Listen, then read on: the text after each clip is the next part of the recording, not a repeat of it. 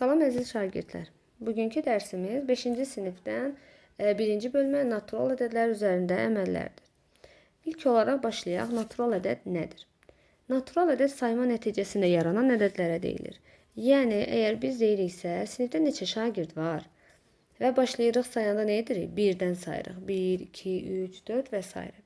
Ya da sinifdəki partaların sayını deyin görək deyəndə başlayırıq yenə 1-dən saymağa. Biz sıfırdan başlayıb saymırıq. Ona görə də natural ədədlər sayma nəticəsində yaranan ədədlərdir və 1-dən başlayır, sonsuza qədər də davam edir. Ona görə də natural ədədlərin ən kiçiyi 1, ən böyüyü isə yoxdur. Yəni, sonsuz saydadır.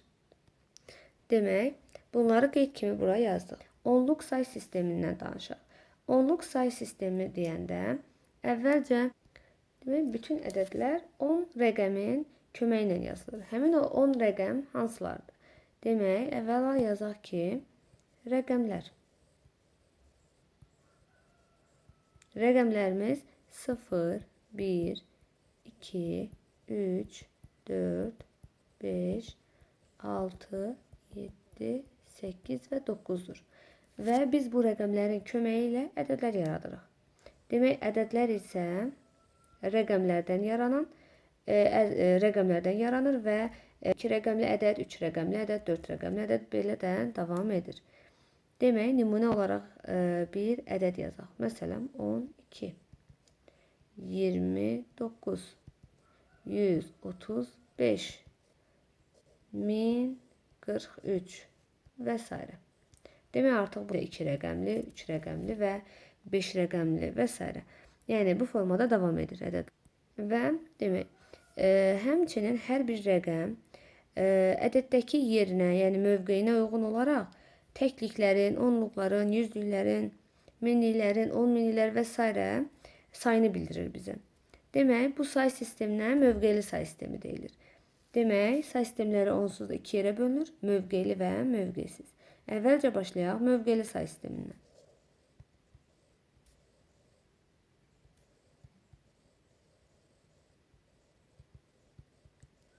Demək, biz nə bildirdik? Hər bir rəqəm olduğu yerdən, yəni mövqeyinə görə təklik, onluq, yüzlüklərin sayını bizə bildirir.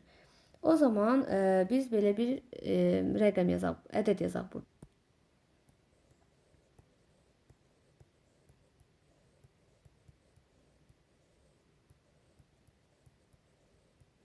Yadımızda saxlayaq ki, sağdan sola doğru ədədlərin təklik, onluq, yüzlük, minliklərini bilirik. Demək, ən sonuncu ədədimiz təklikdir. Başlayaq. Əvvəlcə qeyd edək. Sonuncu rəqəm oldu təklik. Daha sonra onluq, yüzlük, minlik. Burada yazıram 10 minlik, 100 minlik və milyonluq, mı yazıram yanına bilək. Sonra başlayırıq 10 milyonluq, 100, yenə milyonluq. Daha sonra gəlir milyard. Mı, sonra da yazıram burada milyard. Sonra başlayırıq 10 milyard, 100, yenə milyard və trilyon. Demək, artıq indi biz bunları həm mərtəbə vahidlərinə görə ayırdıq. Bəs həmçinin bunları siniflərə ayırmaq da var. Əvvəlcə biz sizə burada bir qeyd eləyək ki, sinifləri qeyd eləyəndə sağdan sola doğru 3-3 ayırmalıyıq. Yəni, ilk 3 dənəni belə, sonraki 3 dənə və bu formada. Digəri isə burada görünməyən yanında sıfırlar var əvvəlində deməkdir. Ya əgər ki, tam 3'ü də yoxdursa, o zaman görünməyən sıfırları var əvvəlində.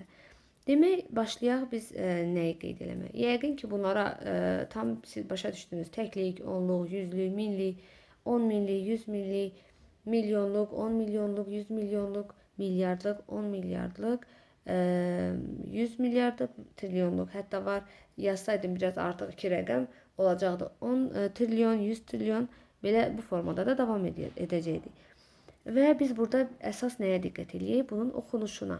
Demək, bunun oxunuşu necədir? Burada 1 trilyon.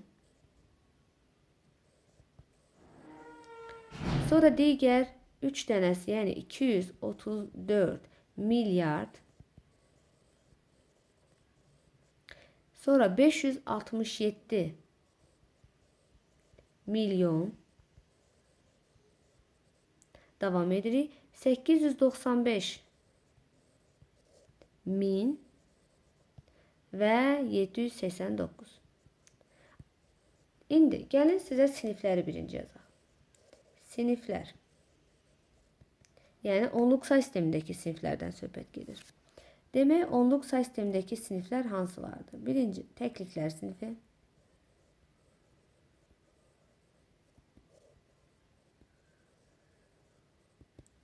İkinci, minliklər sinifi.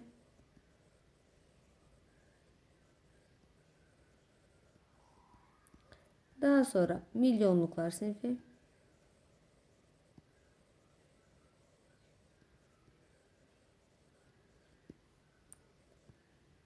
Sonra milyardlıklar.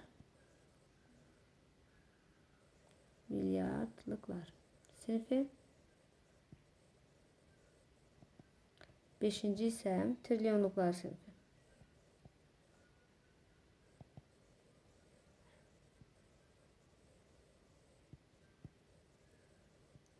Yəni biz artıq böyük rəqəmli ədədləri oxuyanda sondan əvvələ doğru, yəni ədədin sonundan əvvəlinə doğru 3-3 ayırmalıyıq.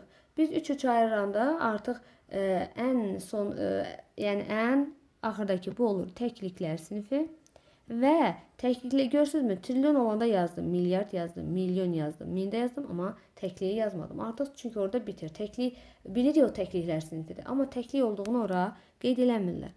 Daha sonra keçirik minliklər, milyonluq, milyardlıq. Burada ise trilyon. Aha.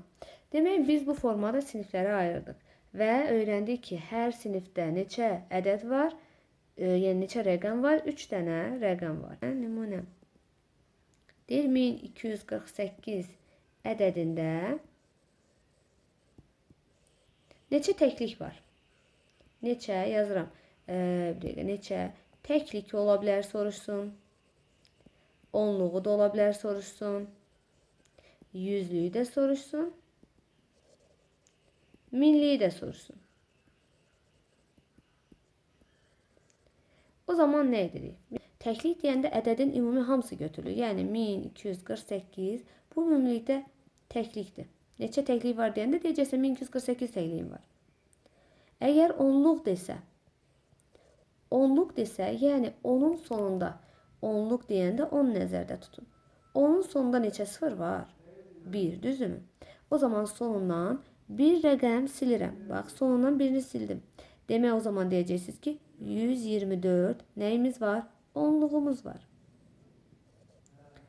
Daha sonra, əgər bizə desə yüzlük, baxıram ki, yüzün sonunda 1 və 2 sıfır var. Ona görə artıq yazıram 1248 yazanda. Buradan indi isə 2 dənə sondan rəqəm silirəm. O zaman qalır 12. Demək 12 yüzlük var. Keçirik. İndi isə minliyə. İndi artıq məncə təxmin edirəm ki, artıq tam başa düşdünüz ki, söhbət nədən gedir. Minlik deyəndə axırda minin 3 dənə sıfırı var. O zaman yazanda ki 1248, o zaman sonundan 3 dənə sıfır, yəni sıfırların sayı 3 dənədir deyə 3 rəqəm silirəm. 1, 2 və 3. O zaman qaldı nə? 1 minliyimiz var. Demək, bu formada həmin sualları rahat cavablandıra biləcəksiniz. İndi isə gəlin mövqesiz say sistemlərindən danışaq. Çünki bayaqları biz mövqeli say sistemindən artıq danışdıq.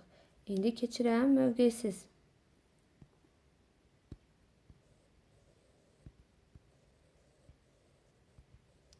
Say sistemi.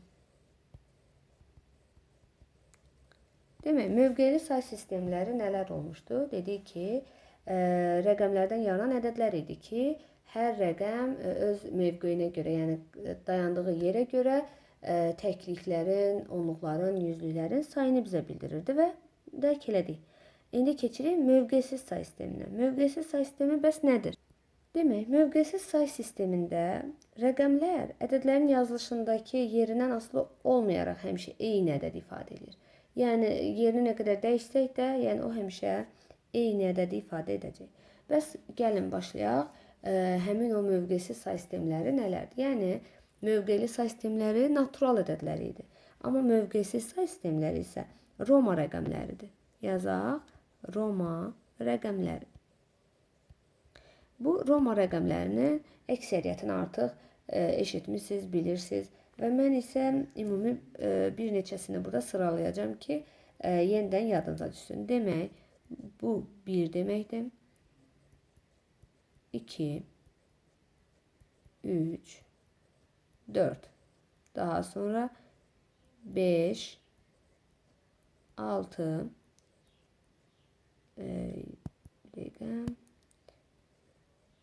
7,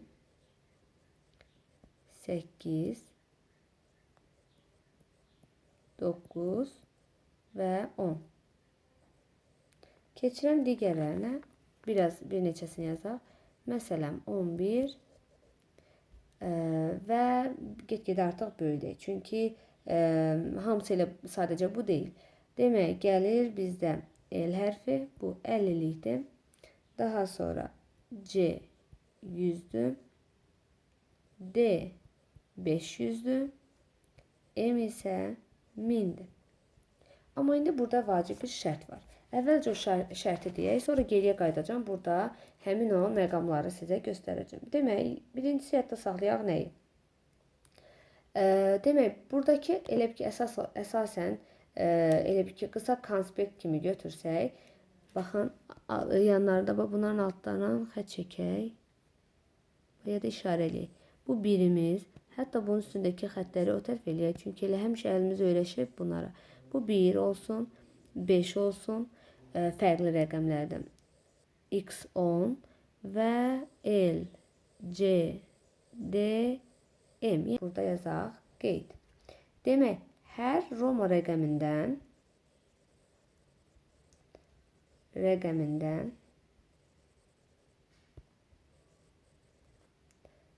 ən çox 3 dəfə istifadə etmək olar.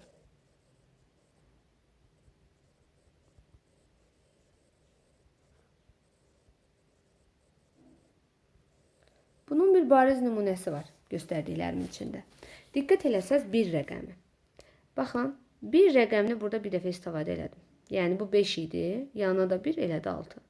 Yenə bu 5 idi, indi yanına 2 dənə rəqəm qoydum, oldu 7. 5 idi, yanına 1, 2, 3 dənə rəqəm qoydum, 8. Bəs mən niyə burada 5, sonra yanına 4 dənə rəqəm qoyub 9 demədim? Yəni nəyə görə? Demək olmazmış. Olmaz deyə biz bunu edə bilmərik. Ona görə də 3 dənədən artıq mən bir xət yaza bilmərəm. 3 dənədən artıq M yaza bilmərəm, D yaza bilmərəm və s. Bu formada bu davam edir. Bəs indi bunların oxunuşundakı fərqə biz diqqət eləyək. Çünki ola bilər ki, siz öz düşüncənizə deyəsiniz, o zaman bu 1'dir. Bu isə 10'dur. Bu toplamda 11 elədi. Niyə? Niyə 9 yazmışıq? Gəlin bunu araşdıraq. Demək, mən buna aid 2 dənə fərqli nümunə yazacağım sizə.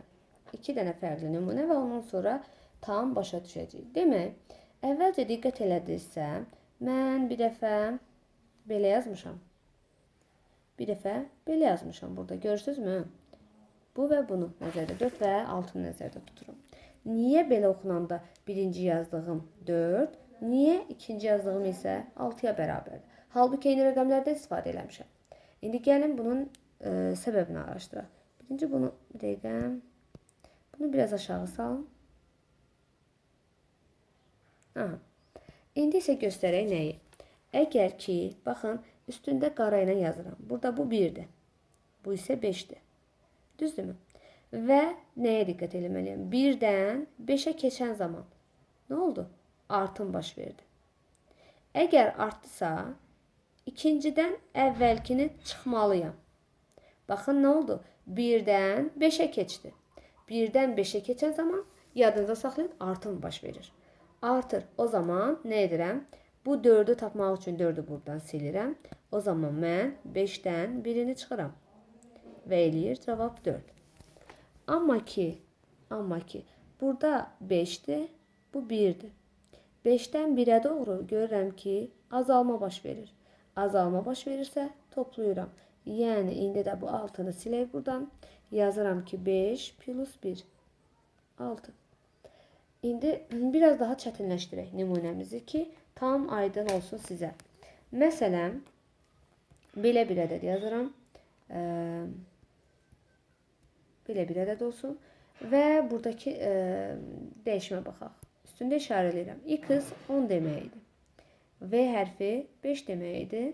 Burada isə 1 deməkdir. Birinci baxıram. 10-dan 5-ə nə oldu? Azaldı. Keçirəm. 5-dən 1-ə nə oldu? Yenə azaldı. O zaman nə etməliyəm? Burada da toplamadı. Burada da toplamadı. Yəni 10 plus 5 plus 1. Cavab 16. Digər bir nümunəyə nəzər salaq. Məsələn, belə olsun. Belə. Aha. Burada yenə qeydlərimizi aparaq. M minidir. C'lər hər bir ayrı-ayrıda 100 idi. Bu da 5'dir. Və artıq nəzər salaq. Başlayıb baxıram ki, 1000-dən 100-ə nə oldu? Azaldı. 100-dən 100-ə stabildir də, yəni hələ ki stabildir, heç bir dəyişim yoxdur. Və 100-dən 5-ə azaldı. Azalmalar və stabillik varsa yenə toplayacağım.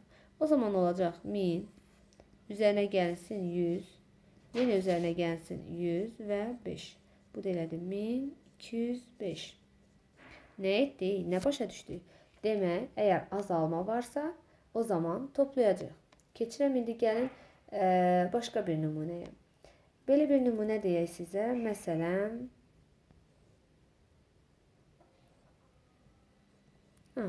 belə bir nümunə yazdım. İndi gəlin buradakı demək Roma rəqəmlərini işarələyək. Yəni ədəd forması yazaq. C nə idi? 100. Daha sonra bu bir xətt, yəni 1 deməkdir onsuz da. X da 10'dur. İndi gəlin baxaq nələr baş verir. Demək, biraz bunu aşağı salaq. Çox yuxarıdan yazmışam və yer qalmayacaq işarələri. Aha, 100-dən 1'ə doğru azalır. Azalırsa nə edəcəm? Toplayacağım demək var. Və 1-dən 10'a nə olur? 1-dən 10'a artır. Demək, burada çıxma əməli var. Ona görə nə edirəm? Yazıram ki, 100 üstə gəlinsin.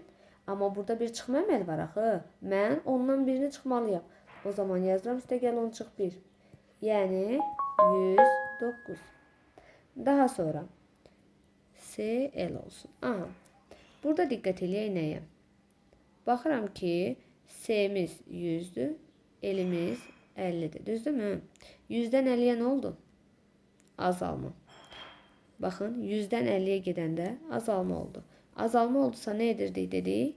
Azalma varsa toplayıram. Yəni 100-dən 50'ni toplayıram. 150. Amma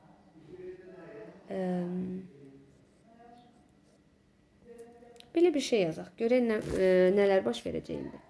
İndi gəlin bunları bir-bir qeyd eləyək. L 50 idi. B də bu ilk V hərfi 5'dir. Bu isə 10'dur. O zaman nə olur? 50'dən 5'ə gələndə nə edirik? Azalırıq. Düzdürmü? 50'dən 5'ə gəldisə azalma baş verdi. 5'dən 10'a isə artma baş verdi. Azalma baş verəndə dedik toplayırıq. Artım baş verirsə çıxırıq. Ona görə olur 50 plus. Amma indi artım var axı. Artım varsa əvvəlkindən çıxmaq söhbəti də var o zaman. Yəni 10'dan 5'ini çıxıram. Bu da oldu 55. Yəni, indi isə danışaq natural ədədlərin müqayisəsindən. Demək, əvvəlcə qeyd edək buradan. Ədədlərin müqayisəsi.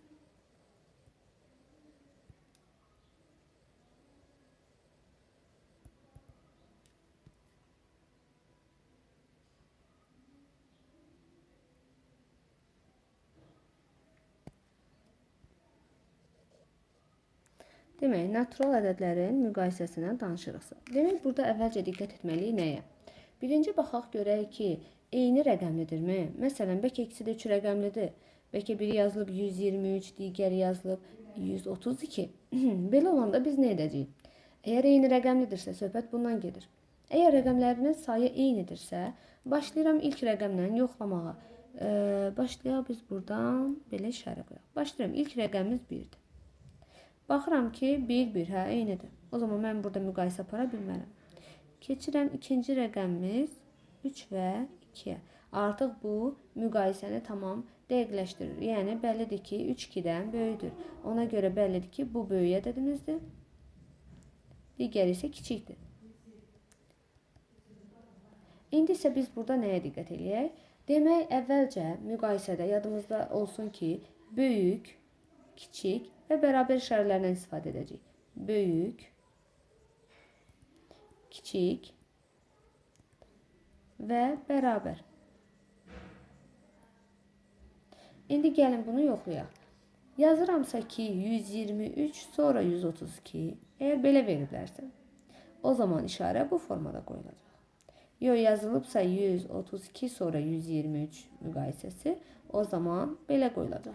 Və bunu şagirdlər üçün ən belə qısa dillə necə başa salacağım sizə, onu öyrənək. Əvvəlcə bildik axı, buradakı onluq 2-dir, yəni burada onluq isə 3-dür, 3 onluğum var. Və bəllidir ki, onluqlardan 3 onluq 2 onluqdan daha böyükdür. Yəni birinci soldan sağa doğru hərəkət edirik. Yəni ilk rəqəm 1 idi hər ikisində də.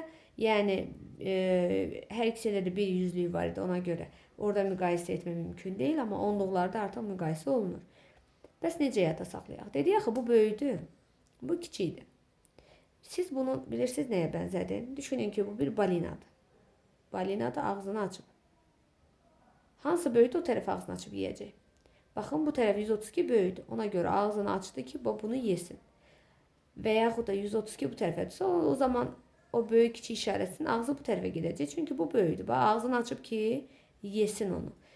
Bu formada əgər ki çaşdırırsınız, çünki ədədlərin yerini dəyişdikdə o işarə də yerini dəyişməlidir. Amma işdir də, yəni hələ də tam sizə aydın deyilsə, məncə mənim dediyim bu balina söhbəti də gözəl bir situasiya olar bu suala. Daha sonra əgər ki rəqəmlərin sayı eyni deyil. Yəni biri 4 rəqəmli, biri 5 rəqəmlidir. Ya da biri 7, biri 3 rəqəmlidir. Artıq burada məncə daha rahat olmalısınız ki, artıq rəqəmlərin sayı onsuz da fərqlidir. Hansı ədədin rəqəmlərinin sayı çoxdursa, əlbəttə ki, o ədədimiz böyükdür. İndi biraz daha rəqəmi, elə ki ədədi biraz daha çətin yazacağım bu dəfə sizə. Əgər siz də özünüz hesablamaq istəyirsinizsə, zəhmət edilsə videonu həmişə saxlayın. Siz ayrıca hesablayın. Hesaplayandan sonra videonu açın, davam etdirin və siz düz düşünmüsünüzmü, səhv düşünmüsünüzmü bunu özünüz araşdıra biləcəksiniz. İlk olaraq nə edirəm? Baxıram ki, bu eyni rəqəmlidir. Yəni onsuz da rəqəmlər fərqli olanda böyük kiçiyi ayıra biləcəksiniz. Əsas buradadır ki problem. Başlayıram ilk nədən? İlk başlayıram 5-dən. İkisi də 5-də eynidir. Burada baxıram, ikisi də 4-dür. Eynidir. Amma artıq burada biri 6, biri 7-dir. Və sonrasına baxmayacağım ha. Əziz şagirdlər, sonrasına baxmayacağım. Elə 6 ilə 7-ni gördüksə, bilirik ki, hansı böyük, hansı kiçikdir. Ona görə bu ədədləri yazanda baxın.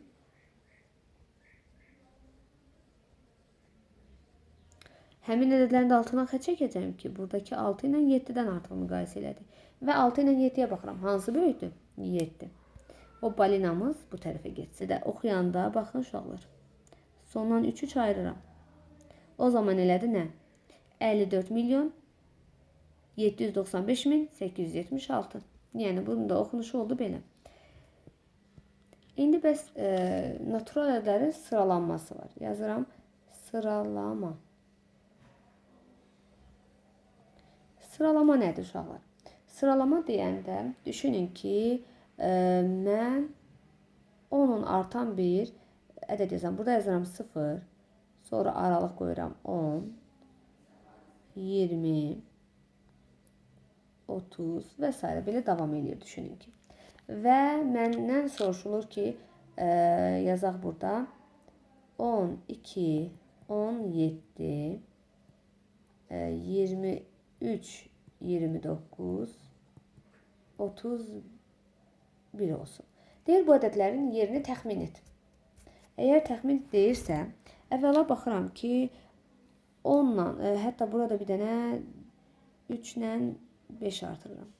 Aha, ilk olaraq görürəm ki, 3 və 5 var. Demək, 0 ilə 10 arasında yerləşir. Demək, buralarda hardasa bir yerdə 3 yerləşir. 5 isə tən ortadadır deyə demək bu 5 ola bilər. Yəni, çünki ədədlər orada veriləcək, bəzilərinə A hərfi yazılacaq. Sən bilməsin o A hərfi neçədir. Və yaxud da, məsələn, düşünün, burada 12 və 17 10 ilə 20 aralığında yerləşir. 12 10-a daha yaxındır. O zaman buralar olsun 12. 17 isə 20-yə yaxındır. Burada olsun 17. Sonra 23-29'a baxıram. Bu da 20 ilə 30 arasındadır. O zaman 23 hardasa buralara düşür yəqin ki. 29 isə 30'a çox yaxın olandır. Buraya yazıram 29. 31 isə digər tərəfdən 30'a yaxın olandır. Burada yazıram 31. Bu da oldu ədədlərin sıralanması. Yadda saxlayın ki, ondan soldakılar kiçiyə doğru gedir, ondan sağdakılar böyüyə doğru. Və yaxud da 20-dən soldakılar kiçikdir, 20-dən sağdakılar böyüdür. Yəni bu formada da ədədləri sıralayacağıq. İndi isə gələk natural ədədlərin yuvarlaqlaşdırılmasına. Natural ədədlərin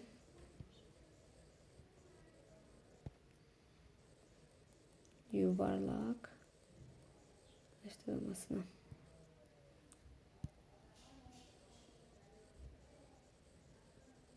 Demək, natural ədədlərin yuvarlaqlaşdırılması deyəndə biz nə edəcəyik? Demək, bayaqları biz sizdən öyrəndik axı mərtəbə vahidlərini, təklik, onluq, yüzlük, minlik, bu mərtəbə vahidlərini öyrəndik. Bəs bizə ədəd verəcəklər, deyəcək təkliklərə qədər, onluqlara qədər, yüzlüklərə qədər və s. yuvarlaqlaşdırın. Biz burada yuvarlaqlaşdırmanın əsas bir xassəsi var ki, onu öyrənməliyik. Yuvarlaqlaşdırdığımız mərtəbə vahidinə kimi olan ədəd olduğu kimi qalır və sonraki ədədlər sıfıra çevrilir. Yox, əgər həmin hansı mərtəbə vahidindən söhbət gedirsə, ondan sonraki rəqəm 5, 6, 7, 8, 9-dursa, o zaman yuvarlaqlaşdırdığımız mərtəbə vahidinə kimi olan ədədin üzərinə 1 əlavə olunur və digərləri isə sıfıra çevrilir yenə. İndi gəlin bunu sizə nümunə ilə qeyd edəcəm. Əvvəlcə yazıram ki, əgər sağda, yəni onsuz sözlə ifadə etdik, cümlə ilə çox vaxt itirməyək. Sağda 0, 1, 2, 3 və 4 yerləşərsə, o zaman nə olur? Olduğu kimi qalır. Həmin mərtəbə vahidinə kimi olan yerlər olduğu kimi qalır. Sağdakı ədədlər sıfıra çevrilir. Sağdakı ədədlər sıfıra çevrilir. Yox, əgər həmin mərtəbə vahidindən sağda, bu işarə sağında 5, 6, 7, 8, hətta bunu silək və 9 yerləşərsə, o zaman həmin ədədin üzərinə bir əlavə olunur. Yəni həmin yuvarlaqlaşdırdığımız mərtəbəyə kimi olan ədədin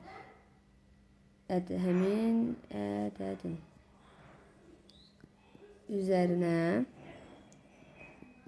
bir əlavə olunur.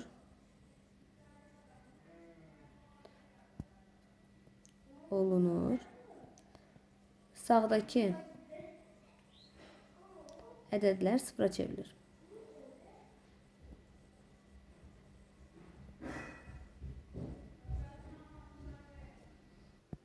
İndi isə gəlin həmin yuvarlaqlaşdırma ilə bağlı bir ədəd götürək. Elə eləyək ki, buradakı rəqəmlər həm 0, 4, həm də 5, 9 aralığında olsun ki, bütün əməliyyatları birdən icra edə bilək. Məsələn, belə bir ədəd olsun.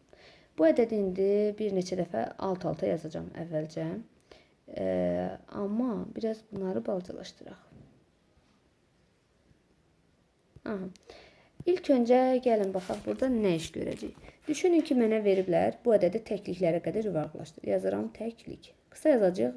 Biləcəkdə ta təkliklərə qədər yuvarlaqlaşdırıram. Təkliyimiz 7-dir. 7-dən sonra ədəd varmı? Yəni rəqəm varmı? Xeyr, yoxdur. Ona görə bunu təkliklərə qədər yuvarlaqlaşdıranda və yuvarlaqlaşdırma işarəsi də bu formada olur. 2 dalğalı xətt və yuvarlaqlaşdırıram. Təkliklərə qədər yuvarlaqlaşdıranda heç bir şey dəyişmədi. Keçirəm həmin ədədə yuvarlaqlaşdıraq. Ədədimizi köçürdürəm. 48 milyon 624 min 697. Onluqlara qədər yuvarlaqlaşdıranda o zaman onluğun altından xətt çəkirəm. Onluqdan sağda yerləşən 7 var. 7-ni dairəyə alıram belə. Aha. Və dedi ki, həmin mərtəbə vahidindən sağdakı ədəd, yəni 7. 7, 5, 9 aralığında yerləşir. Ona görə bir vahid artır. Yəni, buradakı ədədin üzərinə əlavə edən 1 gəlirəm. O zaman həmin 3 ayırıram. Bu əslində 4 milyon 862 min 469-dur, düzdürmü? Amma üzərinə 1 gələndə eləyir 4 milyon 862 min 470. Bu elədir. Amma sağdakı o həmin o qara ilə belə haşiyə aldığım 7 sıfıra çevrilir artıq. Bir dənə sıfır ona görə yazılır ora. Bax bu sıfır həmin bu sıfır idi. Bu oldu artıq onluqlara qədər yuvarlaqlaşdırmaq.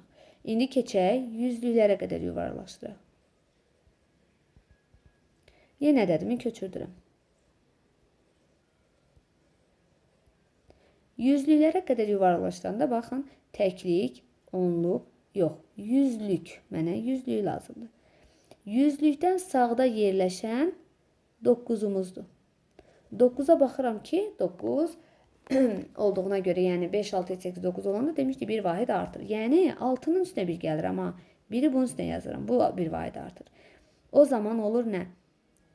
486.247 və sonraki bu 2 dənə rəqəm sıfıra çevrilir. Bu da oldu yüzlüklərə qədər yuvarlaqlaşdırmaq. Keçirəm, yenə ədədi köçürdürəm. Bunu etməkdə mahiyyətim odur ki, hər mərtəbə vahidinə görə bir şübhəniz qalmasın, hamısını rahat başa düşəsiniz. İndi minliklər. Demək, yenə başlayıram. Təklik, onluq, yüzlük, minlik. Minliyim 4'dür. 4'dən sağda nə yerləşir? 6. 6 yerləşir ilk. 6 yerləşdiyinə görə 6 yenə bir onluq verir bu hissəyə. O zaman eləyir 48.625. Çünki bura bir onluq verdik. Yəni bir dənə rəqəm üzərinə əlavə elədik. Toplayandan sonra burada isə baxıram ki 1, 2, bu da 3-cü. Əvəzinə 1, 2, 3 dənə 0 yazıram. Bu da oldu. Minliklərə qədər yuvarlaqlaşdırmaq. Yeni ədədimi köçürdürəm.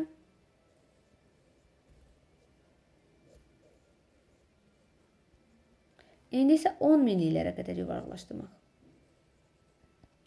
Yenə baxın, altlarından xətt çəkirəm. Təklik, onluq, yüzlük, minlik, 10 minlik, 10 minlik altda xətt çəkirəm. Yəni 2'dir. 2'dən sonra gələn 4'dür. 4 olanda demişdik ki, bunu belə haşiyə alıram. Bunlar haşiyə almamın səbəbi, yəni onlar elə onsuz da sıfıra çevrildi deməkdir. Amma görürsünüzmü, oxu 4'ün üstünə aparmışam sadəcə. Demək, 4 isə yəni 0, 1, 2, 3, 4 aralığındakı olan ədəd rəqəmlərdən biridir. O zaman 2'nin üzərinə bir onluq gəlmir. Yəni olduğu kimi qalır əvvəli. Yəni bu hissə olduğu kimi qalacaq. Yazıram o zaman 4862 və əvəzinə bu 4 dənə sıfırı köçürdürəm. İndi keçək 100 minliklər mərtəbəsinə kimi yuvarlaqlaşdırmaya. Yenə köçürdürəm.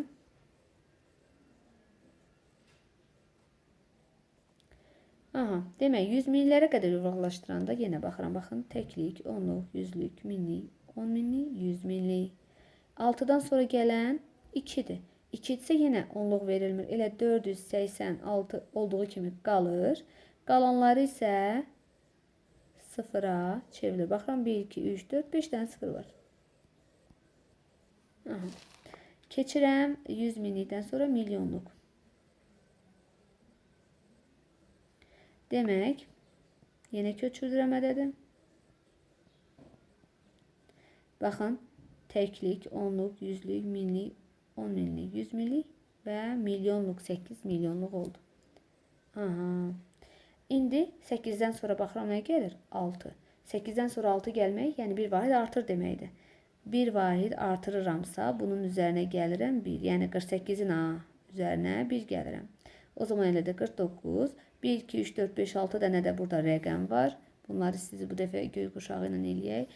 Baxın 1, 2, 3, 4, 5, 6. Ona görə mən 49-un sonuna 6 dənə 0 yazmalıyam. İndi bir də qaldı 10 milyonluq deyək və bitirək. 10 milyonluq.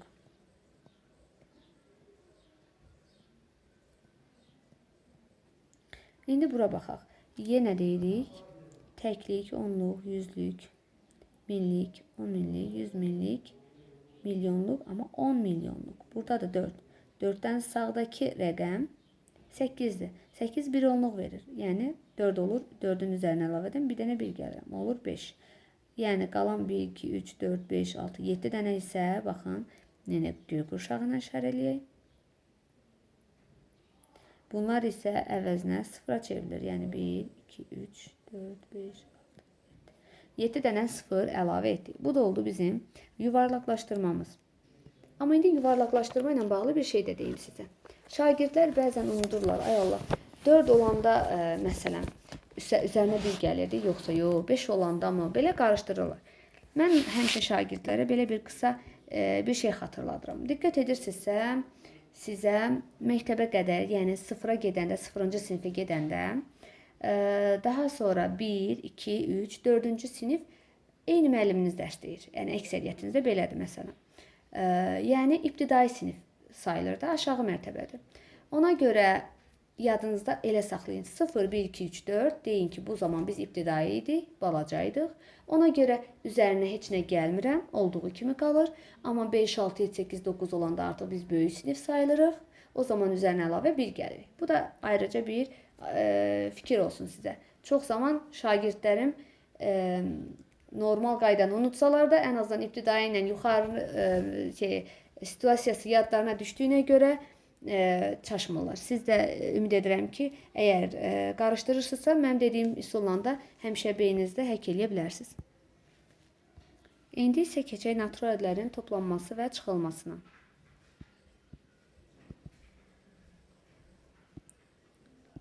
Ədədlərin toplanması və çıxılması. 2862 üzərinə gəlsən 6137. Deyirəm, bunu toplayın. Kim istəsə təkliyi təkliyi birinci axırdan əvvələ toplayar. Yəni, təkliklərin baxın altından 2, 7. Demək, bunları ilk əvvəl toplamalıyam. 2 ilə 7-nin cəmi elədi 9. Sonra 6 ilə 3-ü toplayaram. Yəni, yenə 9. Sonra 8 ilə 1-i toplayaram. 9. Sonra da 2 ilə 6-ını toplayaram. 8. Bu da oldu bunun cavabı. Ya belə toplaya bilərsiniz, ya da ki alt-alta toplaya bilərsiniz. Yenə elə eləməliyik ki, təklik təkliyin altına düşsün, onluq onluğun altına düşsün. Yəni bu qayda ilə eləmək lazımdır. Yenə toplayıram. Eyni cavaba gəlir çıxır. Sütun şəklində bir-bir toplayıram. 2 ilə 6-ını da cəmi elədi 8. Yenə eyni cavaba gəldik, çıxdıq. Biraz amma biri daha böyük rəqəmli, biri kiçik rəqəmli olsa, az rəqəmli olsa, məsələn, belə bir şey yazaq. Belə bir şey yazaq. O zaman nə edəcəyik? Yenə təklikdən təklik çıxaram, yazaram 1. 9-dan 0 çıxaram, qalar 9. 9-dan 1 çıxaram, yəni bu birisi 9-dan artıq. Qalar 8. Bu biri 8, 0 və 2-nə də olduğu kimi yazaram. Bu da oldu bizim cavabımız. Amma digər qayda ilə, yəni alt-alta çıxma ilə necə eləyərik? İndi çıxacamsa 105-i sondan, yəni ədədin sonundan başlayıb yazmalıyam. Yəni bura 5, bura 0, sonra 1. Sonundan yazmamız daha məsləhətlidir ki, arada elə ki, çaşıb onluğun altına təklik ya da yüzlüyün altına onluq və s. yazmayaq. Qarışdırmayaq deyəm. İndi gəlin bunu çıxaq. 6-dan 5-ini çıxırıq. 1, 9-dan 0-ı 9, 9-dan 1-ini 8. Burada da 8, 0 və 2 yazdıq və yekun eyni cavaba gəldik. Bəs indi belə bir şey var. Natural ədədlərin toplanması, çıxılması deyəndə əlavədən bunun qaydası da var. Yəni qaydası deyəndə bunun xassələri də var. Toplamanın xassələri məsələn. Yazaq burada toplamanın xassələri. Onlar hansılardır? Birinci, sıfırla toplamaq.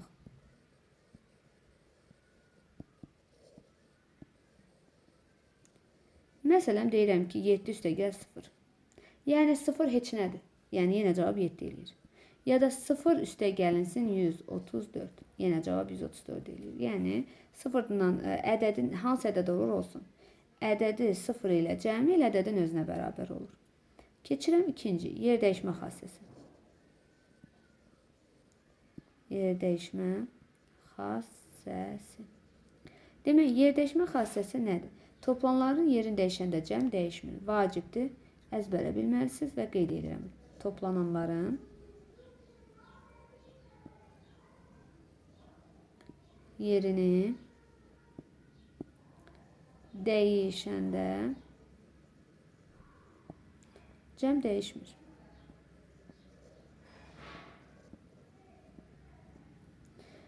Demək, nə dedik? Toplananların yerini dəyişəndə cəm dəyişmir.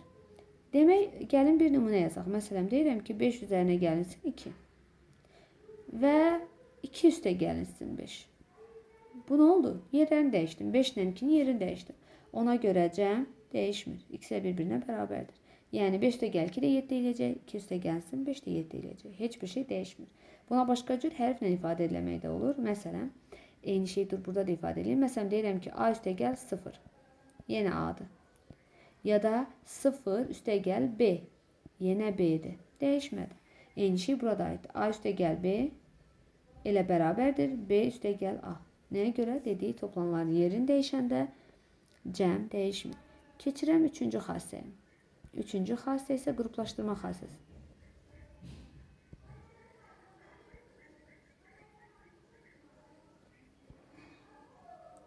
Demək, qruplaşdırma xassəsi deyəndə nədir? Əgər hansısa 3 ədəd verilib, həmin 3 ədədin cəmini tapanda, yanaşı ədədlər toplayanda elə ki, onların 3 dənədən ikisini qruplaşdırıb, bunların cəmi ilə üçüncünü toplaya bilirik. Və burada da əlverişli hallar olur. Yəni, bunu öyrənməyimiz söhbət ondan getmir ki, hər, məsələn, sıra ilə gəldi, misal üçün, belə deyək, 2 üstə gəlsin, 3 üstə gəlsin, 4. Bu misalda heç nə. Yəni, birinci 2 ilə 3-ü qruplaşdırıram. Sonra üzərinə 4 gəlirəm. 2 ilə 3 elədi 5. 5-in üstünə 4 gələrəm. Deyərəm ki, 9. Yəni, ən sadədən yazıram. Bu demək deyil misallarda. Belə 2-3 rəqəmlilər də olacaq əlbəttə ki.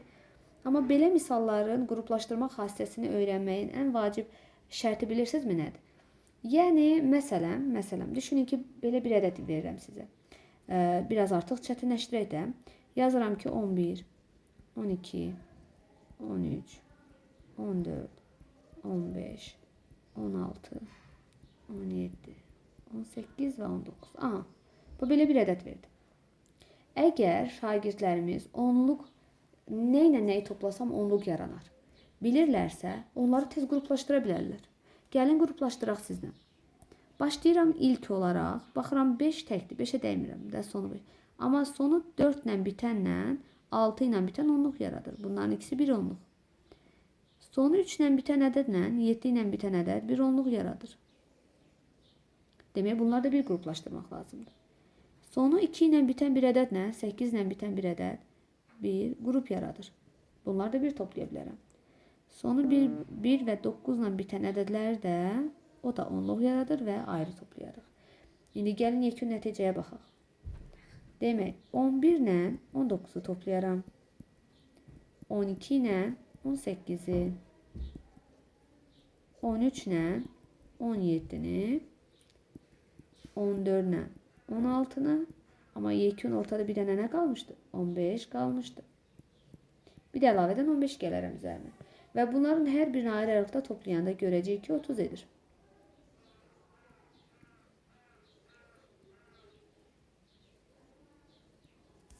Demek burada oldu ne? 30 plus 30. 30 ve yine 30. Üzerine de 15. Ya bunları böyle sırayla toplayabileceksiniz. Yani 30'ları toplayanda 4 tane 30 30 30 yazılıb. Bu elə də 120. 120'nin də üstünə 15 elə də 135. Ya belə eləyərik. Ya da bu mərhələyə bir ox qoyuram buradan. Yenidən bərabər qoyuram.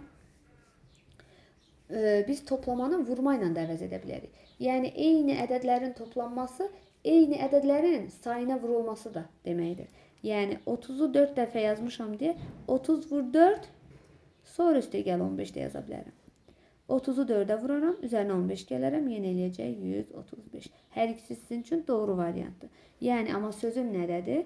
Siz bunu mənim dediyim üsulla eləməsəz daha çox vaxtınız gedər. Yəni ədədlər dəyişəcək. Amma bir var 10 30 30 belə toplayıb gedəsən, bir də var 12 ilə 13 toplayasan, hə 23, 23 üstünə 13, nə bilim bu elə də 36 və s. belə gedəcəksiniz. Amma arada səhvədə, yəni ilişə bilərsiniz. Amma 30 30 toplamaq məncə daha rahatdır. İşimizi rahatlaşdırmaq üçündür bu qruplaşdırma xassəsi. Buna əlavə bir nümunə də verirəm və mən nümunəni yazanda siz həmin videonu saxlatdırın, özünüz hesablayın və sonra geridən yəni videonu açıb davamına baxarsınız. Burada baxmalıyıq ki, baxın son rəqəmlərinə 3, 5 və 7.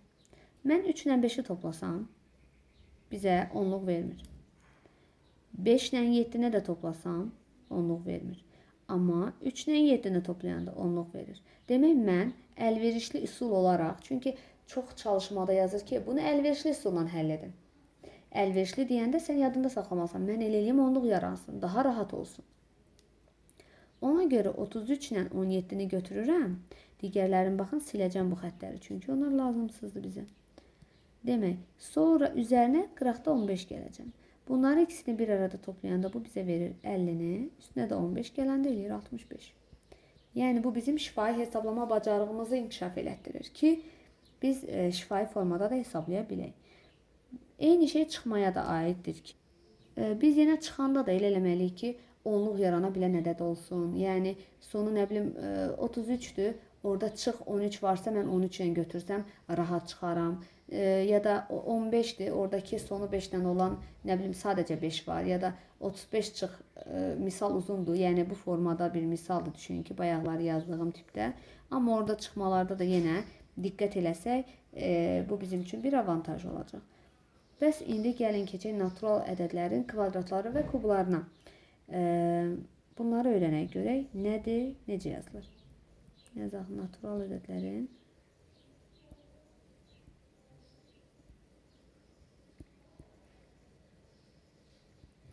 kvadratı və kubu. Kvadratı və kubu deyəndə biz nəyə diqqət edirik? Uşaqlar, bir ədədi bayaqlar dediyi neçə dəfə toplayırıqsa, həmin ədədi topladığımız ədədlərin sayına vurmaq deməkdir. Düzdürmü? Belə danışdıq sizdən. Yəni 30 üstə gəl 30 üstə gəl 30 üstə gəl 30 deyəndə mən ona vurmaya çevirib 30 vur 4 yazdım. Bəs eyni qədər ədədin vurulması isə bizdə bunun qüvvətini yaradır. Yəni bir var mən deyim ki 5 vur 5. Düzdürmü? Artıq bu bizə verir 5'in üstündə 2. Yəni 2 dənədir. Bu 5 vur 2 demək deyil. 5 üstü 2 bunun oxunuşu 5 üstü 2 veya 5'in kvadratı. Yəni üzərindəki 2 kvadratdır. Bunlar üstə qeyd edirəm. Kvadrat deyəndə yəni üstündə 2 deməkdir. Kub deyəndə üstündə 3 deməkdir. İndi yazsam ki 5 vur 5 vur 5, o zaman deyəcəksiniz ki 5'in kubu. Oxunuşu necə oldu? 5'in kubu. Yəni toplayanda baxın bayaqlar nə dedi? 5 üstə gəl 5 üstə gəl 5. Bu nə deməkdir? 3 dənə 5. Yəni 3 vur 5 15. Amma 5 vur 5 vur 5 deyəndə bu elədir 5'in kubu, yəni 125. Yəni bunları vuracaqsınız. Amma tövsiyə edərəm ki sizə ilk 10'a qədər, yəni 1, 2, 3, 4, 5, 6, 7, 8, 9, 10. Bunların həm kvadratları, həm kublarını yazıb öyrənməyinizdir. Çünki get-gedə daha böyük ədədlərin kvadrat kublarını öyrənmək lazım olacaq. O zaman işiniz çətinləşməsin. İndidən ilk 10-a qədər kvadrat və kubları özünüzdə yazın. Gözünüzün qarşısında olsun. Əzbərləməsəz belə tez-tez baxaraq onu yaddaşınızda həkk etdirə bilərsiniz. Və hərf olaraq da biz bunları bilməliyik. Məsələn, deyəcəklər bizdə A vur A. Deməli, yenə A-nın kvadratı. Yanına yazıram. A-nın kvadratı. Ama A vur A vur A yazılsa o da olur A'nın kubu. Yazıram A'nın kubu. Bu da belə. Bunları da yazdık. Bəs eyni formada indi də tərsi bizə verilir. Məsələn, belə bir sual olsun. Bizə verilir ki 64. Deyir 64 nəyin kvadratıdır və yaxud da nəyin kubudur? Sual verilir. Yazmalıyıq. 64 8 vur 8'dir. Düzdür? Demək 8'in kvadratıdır. Yazıram. 64 nə oldu? 8'in kvadratı. Eyni zamanda deyə bilərlər 64 nəyin kubudur? Demək 64 əslində 4 vur 4 vur 4 deməkdir. Yəni əslində 4'ün kubudur. Yazıram 4'ün kubu. İndi bu demək deyil. Bütün ədədlər eyni şeyin başqa bir ədədin kvadratı da ola bilər. Başqa bir şeyin ədədində kubu olacaq. Xeyr, həmişə olmayacaq. Bəzi ədədlər var ki, həm nəyinsə kubudur, nəyinsə kvadratıdır ya da nəyinsə üstü 4'dür dərəcə olaraq. Bu hər zaman belə olmayacaq əlbəttə ki, amma yəni məsələn 64'də belə bir nəticəyə gəlib çıxdıq ki, həm 8'in kvadratı oldu, həm 4'ün kubu oldu. Ona görə də siz məsələn 1 2 3 4 5 6 7 8 9 10'un kvadratı və kublarını tapanda görəcəksiniz ki 64 həm kvadrat cədvəlində hesablandı, həm kub cədvəlində hesablandı. Bunu özünüzün bir-bir vurmasını tövsiyə edərəm ki, bu beyninizdə əzbər formada qalsın. Kvadratlar və kublar cədvəli. Və indi də gələn natural ədədlərin vurulma və bölünməsi haqqında danışaq. Ədədlərin vurulması və bölünməsi.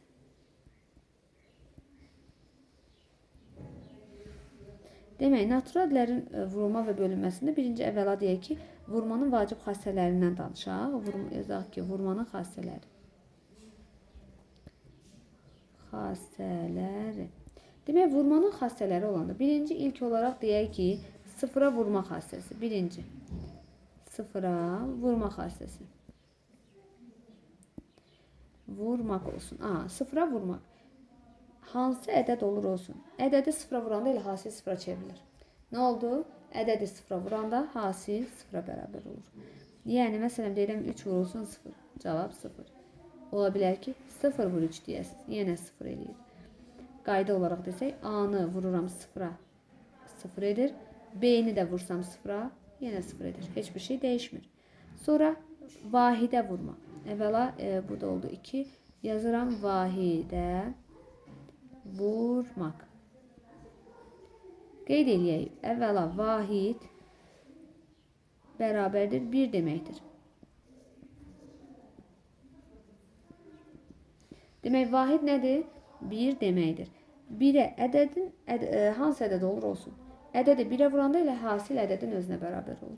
Yəni, düşünün ki, A-nı vururam 1'ə, yenə A-ya bərabərdir.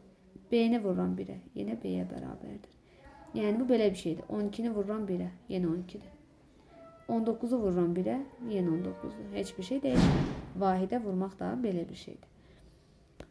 Daha sonra, indi isə yer dəyişmə xassəsindən danışaq.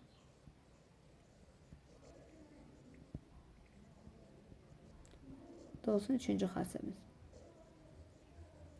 Yer dəyişmə xassəsi də toplamadakı kimi. Orada necə ki toplananların yeri dəyişəndə cəm dəyişmirdi. Burada isə vuruqların yerini dəyişəndə dəyişdikdə hasil dəyişmir. İndi diqqətlə qulaq asaq. Məsələn, deyirəm ki 5 vurulsun 3. Bu 15 edir, düzdürmü? O zaman 3 vurulsun 5 nə edəcək? Yenə 15. Oldu nə? Vuruqların yerini dəyişdim. Vuruq da yəni 5-dən 3-dür. Hasil isə 15-dir. Demək, vuruqların yerini dəyişdim, amma hasil dəyişmədi. Daha sonra bunu nümunə olaraq da belə deyə bilərik. A vurulsun B elə B vurulsun A-ya bərabərdir. Dördüncü xassəmiz qruplaşdırma.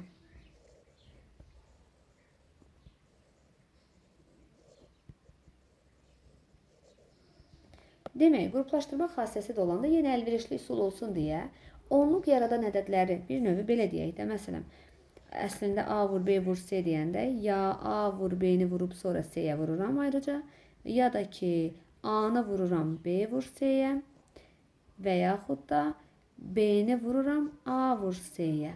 Bax belə. Bu oldu qruplaşdırma. Yəni bu üçündən biri də doğrudur onsuz da. İndi gəlin bunu nümunə ilə göstərim. Düşünün ki var 2 vurulsun, 3 vurulsun, bir də 5 olsun. Bax nəyə diqqət eləyək. Mən bayaqlar toplamada da dedim axı. Onluqla eləyəndə normalda hamı üçün daha asandır, düzdürmü? Mən baxıram 2-ni 3-ə vursam 6. Yəni bu ikisini qruplaşdırsam 6. 3 ilə 5-i qruplaşdırsaydım 15. Amma diqqət eləsək, onların içindən 2 ilə 5-i qruplaşdırsam, 2 ilə 5-i bir götürsəm, daha rahat olar, onluq yaranar.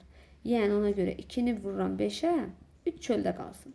2-ni 5 edir 10, onu da 3-ə vuranda 30. Yəni, onsuz da hər bir halda siz bunu vuracaqsınız, sözsüz ki. Bilirsiniz. Amma elə ədədlər var ki, mən onları vuranda onluq, yüzlük, minlik yaranır. Bu ədədlərdən də bir neçəsini sizə qeyd edəcəm ki, siz biləsiniz. Məsələn, 2 ilə 5. Bunlar onluğumuzu yaradır. Yəni 20, 50. Bunlar 2 və 5 var deyə sonuna nə qədər sıfır da artırsaq, orada artıq sonu sıfırla yaranan ədədlər olacaq ki, bu bizə rahatdır. Ya da olsun belə 4 ilə 25. Bu bizə yüzlüklər yaradır. Yəni sonu yəni 4 deyəndə ola bilər 40 vur 25 olsun, bu olsun 1000. 40 vur 250 olsun, 10.000 və s. Yəni belə rahatlıq tapacaqsınız. Ya da 8 vur 125. Bu bizə minlik verir. Misallarda da çox vaxtı bu fikirlərdən istifadə olunaraq yazılır ki, uşaq görək bunu yaza bilir, yaza bilmir. Çünki düşünün belə bir şey verilib. Yazıblar ki 15 vur 8 vur 125. Bir var uşaq bunu buna vursun. Baxın işin çətinliyinə. Yəni siz bu üçünü əzbərə bilsəz, o iş biraz yenə də rahatlaşacaq. Bir var 15-i başlayaq alt-alta vuraq. Elə alt-alta vurmanı da öyrənək. Demək 8-i 5-ə vuram 40, 0 yazıram 4 yadda. 1-i 8-ə vuram 8, 4-də yadda elədi 12. 120. Sonra başlayıram 120-ni 125-ə vurmalıyam axı. Yəni belə qruplaşdıraq. 15 vur 8, sonra vur 125. İndi 125'i vururam bu hasilə. Yəni buradan 120 aldıq. Bir də ki öyrədim indidən 120'ni yazanda həmişə sıfırını çöldə saxlayın. Bax 120. Qoy sıfır çöldə olsun. Sıfırı heç dəyməyin. Hətta sıfırın üstündən belə bir xətt çəkəcəm. Bu ən sonda lazım olacaq. Ən sonda. O zaman gəlin görək nə edirəm. 2'ni 5'ə vururam. 10. 0 yazıram. 1 yadda. 2'ni 2'ye 4. 1'e yadda 5. 2'ni 1'e 2. Sonra keçirəm nəyə? 1'i 5'ə vururam və artıq bu 0'a onsuz da baxmırdıq ha uşaqlar. Bu yox idi onsuz da, düzdürmü? İndi 0 yox 5'in altından yazmalıyam. Bununla 2'yə vurmanı bitirdim. Artıq 1'ə vuracamsa, 1'i yəni o yuxarıdakı rəqəmlərə vuracamsa, o zaman axırıncı təkliyin yox, onluğun altına yazmalıyam. 1'i 5'ə 5. 1'i 2'ye 2, 1'i 1'e 1. Yazdım, yazıram, topluyorum indi. 0 qaldı. 5 üstünə 5, 10. 0 yazıram 1 yadda. 2 üstünə 2, 4, 1 yadda. 5, burada 1.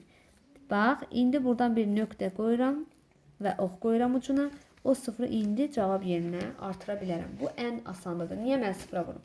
Bəzi şagirdlər 0'a da vururlar. 0'ı 5'ə 0, sonra 0'ı 2'yə 0, 0'ı 1'ə 0. Onu da yazırlar. Nəyə lazımdır? Ondansa belə daha kısadır. Yəni bir mərhələ daha az hesablanmış olacaq. Demək, indi gəlin bax, gördünüzmü? Eyni şeyi hesabladıq. Elədi 15.000. İndi mənim dediyim digər üsulla. Yəni mən indi 8'i 125'ə vururam. Sonra 15'ə vururam. Baxın indi nə olacaq? Gəlin 125'i indi 8'ə də vuraq. Çünki ola bilər ki siz deyəsiniz hələ heç ona vurmadınız. Özünüz hesablamışdınız. 0 yazıram 4 yadda. 2 8'im eləyir 16. 16 üstünə 4, 20. 0 yazıram 2 yadda. Və 1'i 8'e vuram 8, 2 də yadda 10. Elədi mi 1000?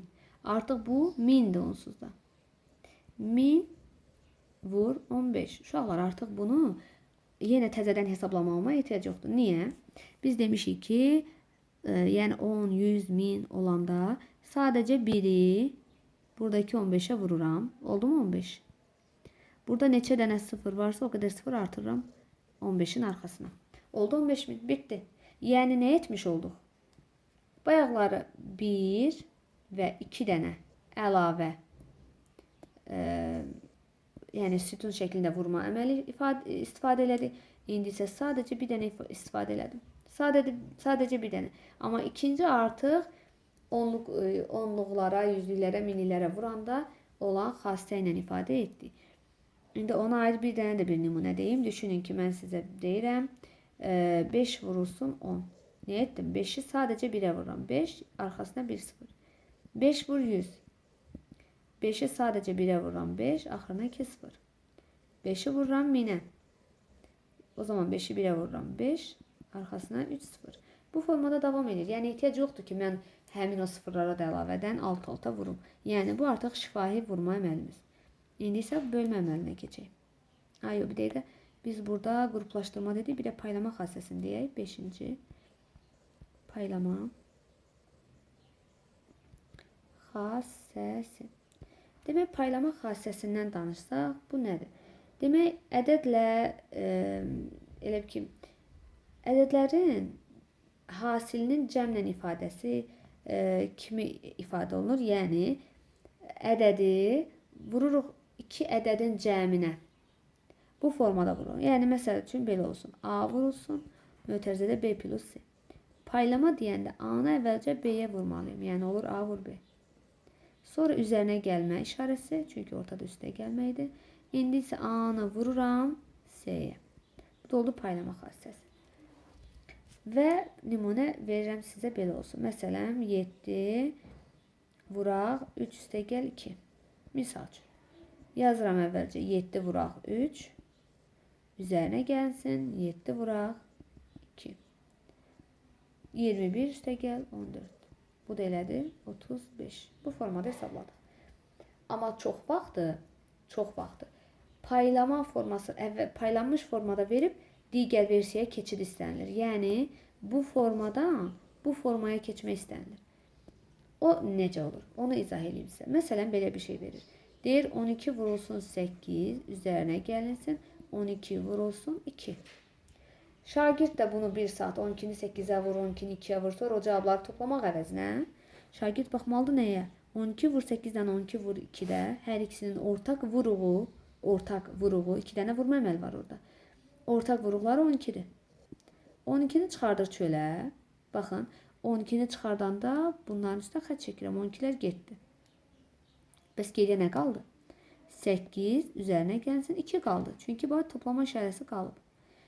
O zaman olur 12 vur, 8 üstüne 2 gəlirəm 10 və şifahi hesablandı. 120. Çünki 12'ni 1'e vurdum. 12 yanına 1 0 artırdım. Bu qədər sadə. Bu da paylama xassəsi. Bununla bağlı sonra gələcək dərslərimizdə daha çətin formaları veriləcək, ixtisarlar olacaq 6-cı sinifdə. Ona görə indidən bunu öyrənməyinizdə çox böyük bir fayda var ki, hər şeyi daha rahat hesablaya biləsiniz. İndi isə keçək bölməyə, bölmə əməlinə. Və bölmənin xassələrindən danışaq.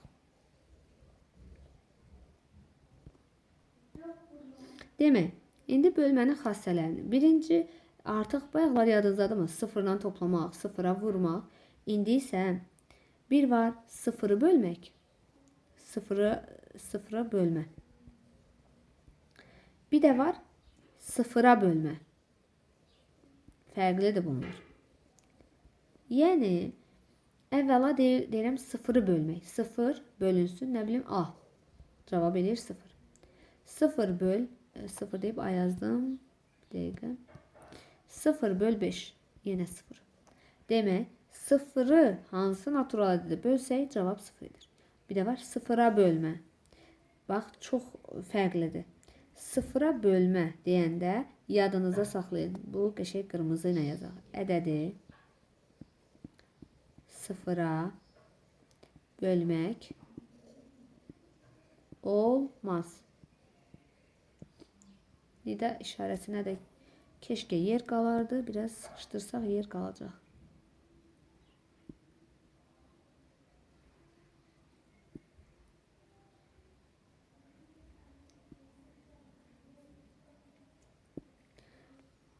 Demək ne oldu? Sıfıra bölmək olmaz. Yəni düşünün ki, sizə deyirlər A bölünsün 0. Deməməlisiniz sıfır eləyir. Deməlisiniz ki, müəllim A-nı sıfıra bölündə təyin olunmuyub. Təyin olunmur. Ya da deyəcəksiniz müəllim, ədədə sıfıra bölmək olmaz. Bu iki sözdən biri istifadə olunmalıdır. Düşünün ki, deyirəm 3 böl 0. Deyəcəksiniz ki, nədir? Təyin olunmur. Ona görə də yadda saxlayaq, ədədi sıfıra bölmək olmaz. Keçək indi vahidə bölmək. Məncə yadınızda olar artıq ki, vahid nə idi? Yuxarıda qeyd etmişdim. Vahid 1 deməkdir, yəni 1-ə bölmək. Demək yadda saxlayaq, hansı ədəd olur olsun, 1-ə böləndə ədədin özünə bərabərdir. Yəni düşünün ki, A böl 1 eləyir A. 4 böl 1 yenə eləyir 4. Yəni nə oldu qaydamız? Ədədi 1-ə böldükdə ədədin özü alınır.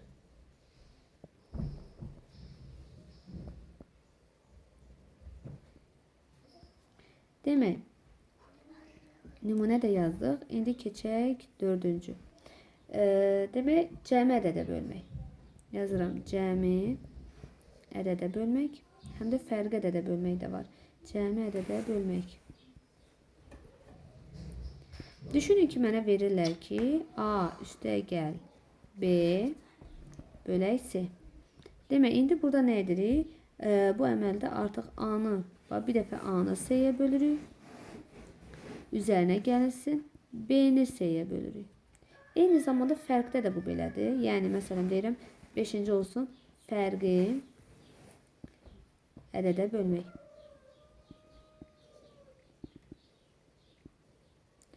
A çıxılsın B, bölünsün C deyirəm.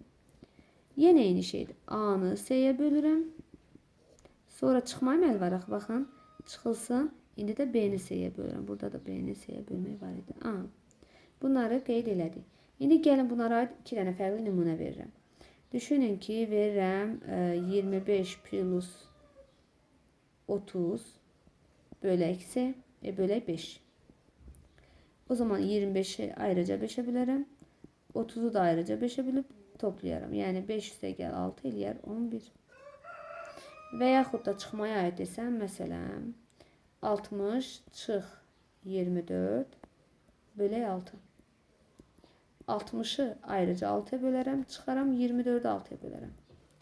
60'ı 6'ya böləndə 10, 24'ü 6'ya böləndə 4. Çıxaram 6 eləyir cavab. Bu formada hesablana bilər. Yəni qısa da yəni bölə bilərsiniz, sonra da cavabları çıxa bilərsiniz.